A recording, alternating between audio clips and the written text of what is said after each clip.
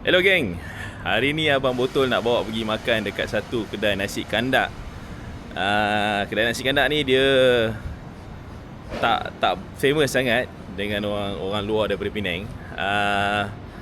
Anak hantu Penang cakap tempat ni dia sedap makan satu masa, paling sedap bulan puasa tengah hari. Okay, jom kita pergi.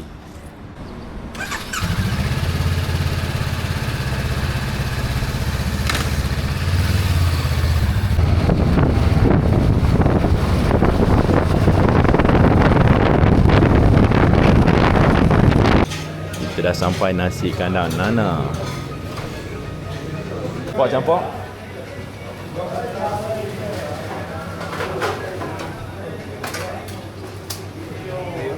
Ayam bagi sayap. Nasi kandang Nana ni bukanlah yang paling sedap dalam Penang, tapi bagi Abang Botol boleh cuba try lah. Nanti ada masa Abang Botol share nasi kandang yang top 3, top 5, top 10. Ikut tekak Abang Botol lah.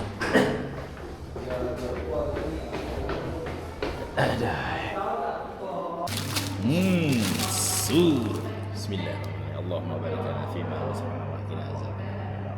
Amin. Kalau korang suka video Abang Botol, silalah komen, like dan share. Bye.